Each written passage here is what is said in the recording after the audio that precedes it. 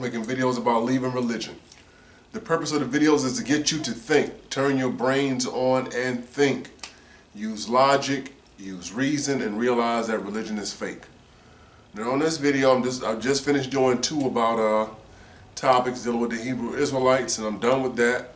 I see all the negative, hateful comments from them, which was to be expected. It even took me a while to even do a video touching on this stuff because everybody knows how they can be in the comments section or in their speaking. They can be very hateful.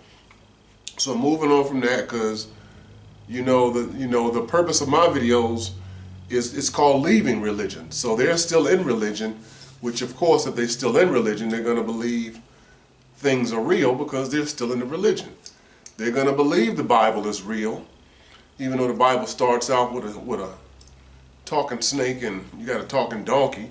This is your reliable source of information. You know, a man that can outrun a horse and chariots and axe heads floating and I mean all kind of magical things happening. But you know, this is their most reliable source for information. But if I took a Harry Potter book or something to that like, or some Lord of the Rings and quoted from that, you wouldn't even believe it. So or just knowing how the Bible was, especially when they came along and created, I'm not even going to say they created Jesus, I'm going to say they reworked Jesus, made him more defined and from the traditions when everybody making all the different gospels, well, only 4 made the Bible.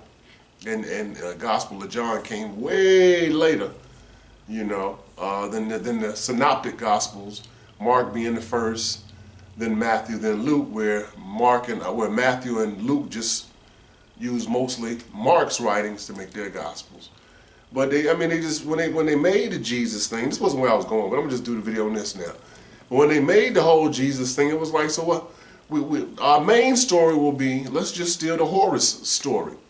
You know, he'll be the sun god, really.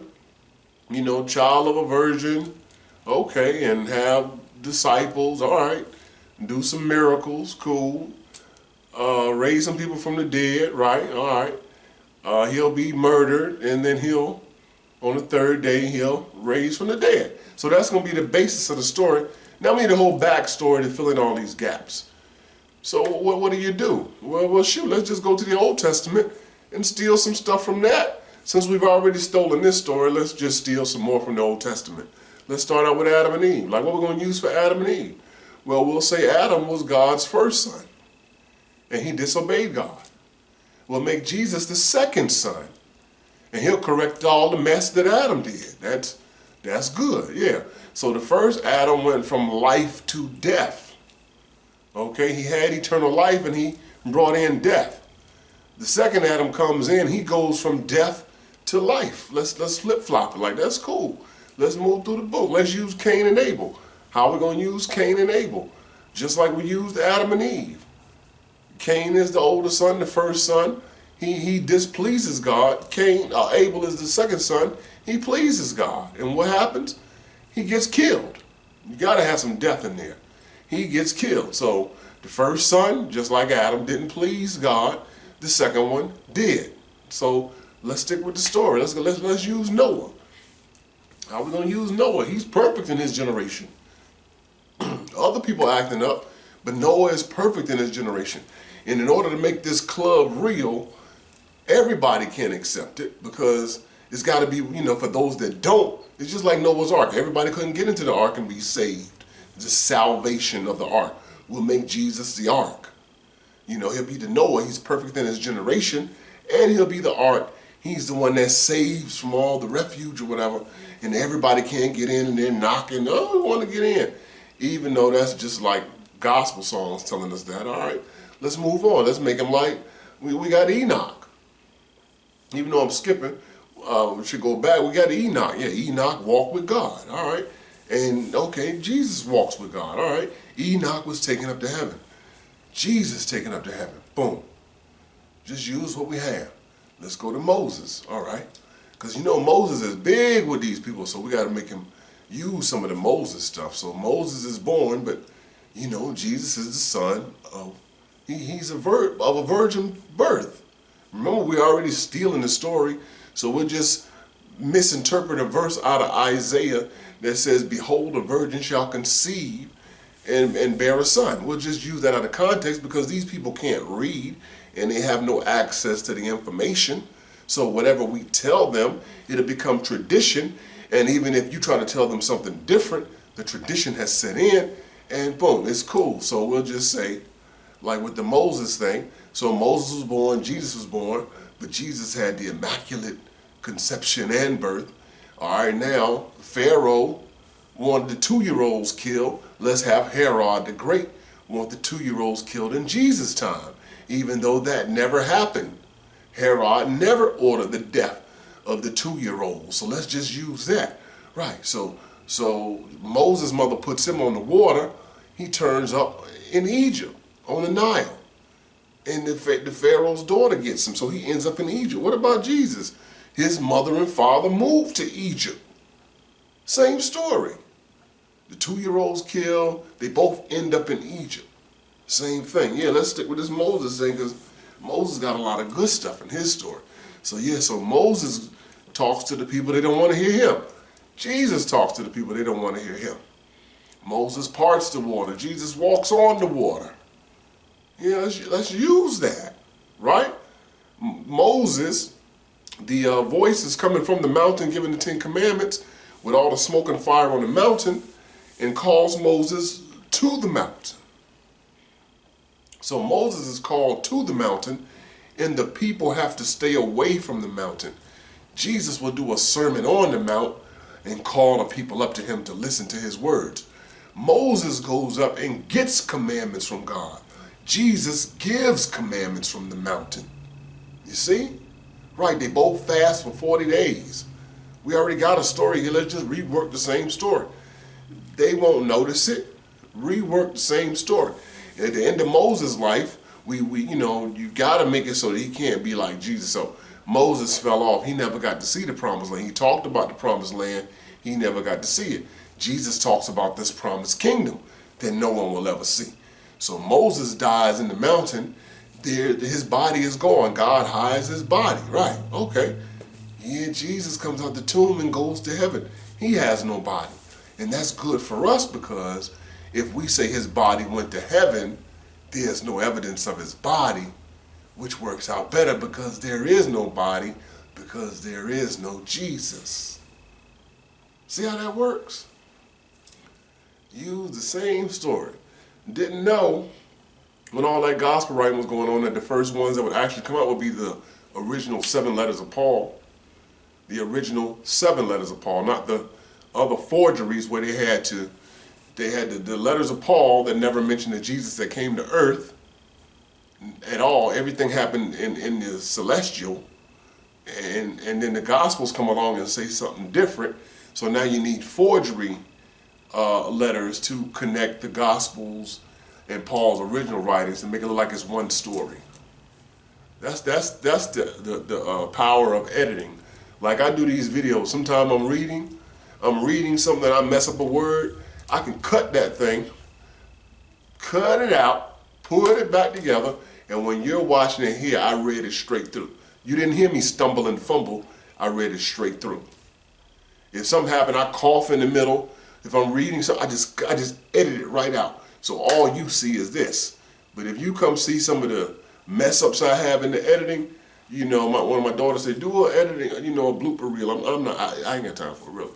But I'm just saying that's all they did with the books is you edit it the way you see fit to make these people believe whatever it is you want them to believe. When you write a book, that's how you do. I'm gonna say this for some of y'all if you don't know. The story of Sleeping Beauty.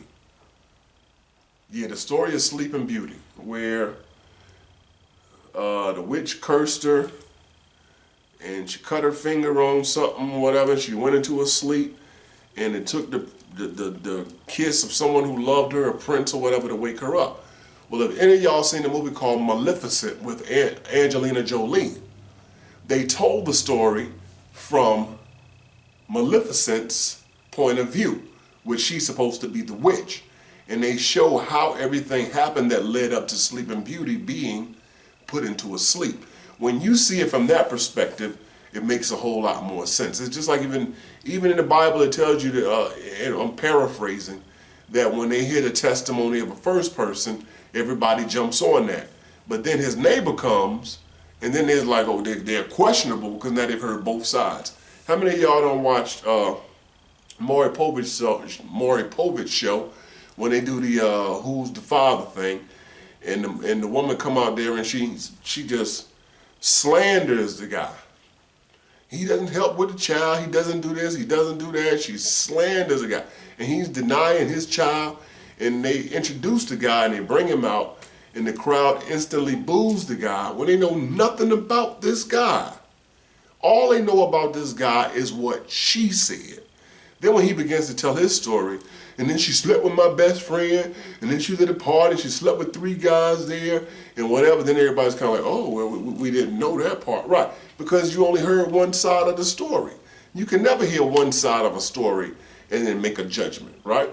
So this is what we're doing with the whole book is, you know, we're seeing things from one side. We even talk about God and Satan. So if God got his book, where's Satan's book? So we can hear both sides of the story and then weigh them, you know, accordingly. Until Satan comes out with a book explaining his side, or why he so-called rebelled, as they say, or did he rebel? Or is God the evil one and this bad PR and you're making him look like him? I mean, because in the book, who does all the killing? God. You made the earth, right? You made the people, then repented that you made them. So you kill everybody but Noah and his people. You the one sent the plagues and killed thousands and sent hornets and killed people and demanded that the women and children and infants and older people and animals be killed. But Satan kills 10 people, Job's children, on a bet that God made.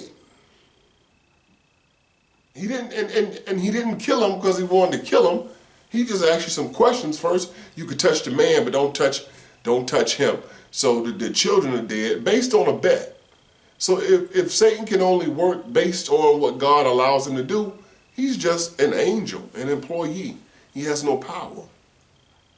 You know? But anyway, what I'm saying is with these books, you write a book to sway the reader to be on the side of the main character that the writers are talking about. And in the Bible, that case is God.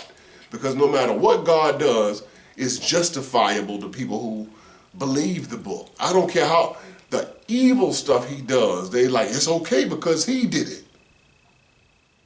And most of the stuff you talk about with Satan, it was stuff preachers said or teachers done said, but it's not in the book. He doesn't even show up in Genesis. No, he didn't deceive Eve. It was a serpent. And Paul said the same thing, as the serpent beguiled Eve. Then you wait till Revelations comes around hundreds of years later, and then what happens? It says that old serpent, and now you want to put that in the book, right? And then connect it to the beginning of the book. But that still makes no sense. So yet again, the book is edited so that you, the reader, will be on the side of the main character that the writer puts as the good guy and the one he puts as the bad guy. That's how the book was put together over hundreds of years and edited, re-edited, changed from language to language to language, things misinterpreted, things taken out, things added in as people saw fit. And now today, you call it a reliable source, which would be totally impossible to do. But, yet again, y'all believe it. The videos are called Leaving Religion. When you leave religion, these videos will help you. Until then, you'll just be against them. And that's where you'll be. And I'm finished with this video. Y'all take care out there. Peace.